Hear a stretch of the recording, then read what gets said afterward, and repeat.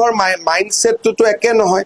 প্ৰথম এজন সোমাই লয় আৰু এজন সোমোৱাৰ পিছতে তাতে বিশেষ ধৰণৰ বন্যপ্ৰাণী এটা বা বিশেষ ধৰণৰ প্ৰাণী এটা খোৱা আৰম্ভ হয়। তেতিয়া ওচৰৰ মানুহবোৰ নিজে আঁতৰিব আৰম্ভ কৰে। ই এটা পুৰা পেটাৰ্ণ হয়। প্ৰথমতে গাঁৱত এজন মানুহ সোমাই ল'ব, দুজন মানুহ সোমাই ল'ব, তাৰ পিছত তেওঁলোকে ক'ব নালাগে যে তাতে গো ভক্ষণ আৰম্ভ হয়। লাহে লাহে আমাৰ মানুহবিলাক নামঘৰত যোৱা মানুহ, ধৰ্মত যোৱা মানুহ, ঘৰত আলোচনা আৰম্ভ হয় যে ইয়াত কেনেকে থাকো। লাহেকৈ তেওঁলোক ওলাই আহিব আৰম্ভ কৰে। বৰপেটা, মঙলদৈত এইবিলাকে ঘটনা ঘটি আছে। প্ৰথমতে দুজন মানুহ সোমালে, এতিয়া মানুহজনকতো আমি আইনমতে বাধা দিব নোৱাৰো যে আপুনি ঘৰত এইটো খাব সেইটো নাখাব। তেওঁলোকে ঘৰত এটা বিশেষ গো ভক্ষণ কৰিলে, চামৰা বা কিবা এটা বস্তু বাহিৰত পৰিলে। লাহে লাহে গাঁৱৰ কাষৰ বিধৱা মানুহগৰাকীয়ে খবৰ পালে যে ইয়াততো আমাৰ গাঁৱত গৰু আহি সোমালে, গৰু খাইছে। পুতেকক কয়, বাবা মই ইয়াত থাকিব ইচ্ছা নাই দে, মোক লৈ যা। তাৰ পৰাই আৰম্ভ হয়। তাৰপিছত লাহেকৈ য'ত নামঘৰত ভাদ মাহৰ নাম হৈছে, তাত লাহেকৈ আজান আৰম্ভ হয়।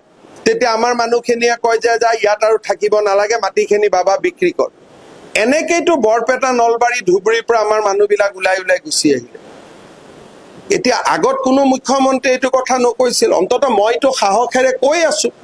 তাৰ কাৰণে মোক গালিও দিছে, কিবাও কৰিছে।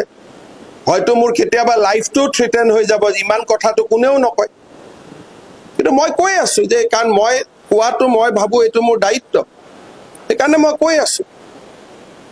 আৰু ইয়াত ভোটৰ লগত একো কথা নাই। ভোটটো মই খুজিলে তাতেও পাই যাম।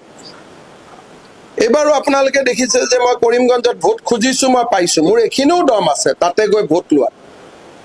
কিন্তু যেতিয়া এটা অসমখন সঁচাকৈ আজি সংকটত আছে, সেইকাৰণে মই ভোটৰ ৰাজনীতিটো কৰিব খোজা নাই, ইমানে কথা।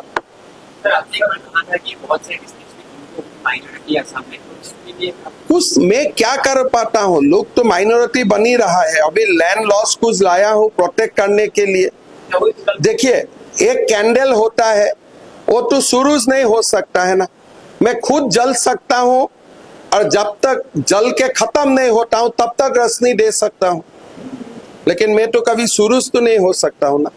तो जितना मेरे से हो सकता है मैं कर रहा हूँ। काफी उसके लिए चैलेंजेस भी है, तकलीफ भी है, प्राइवेट पर्सनल काफी तकलीफ है। उसके लिए मेरा फैमिली सबको गाली देता है लोग, अपना भी तकलीफ हो रहा है, लेकिन सहन रहा हूं।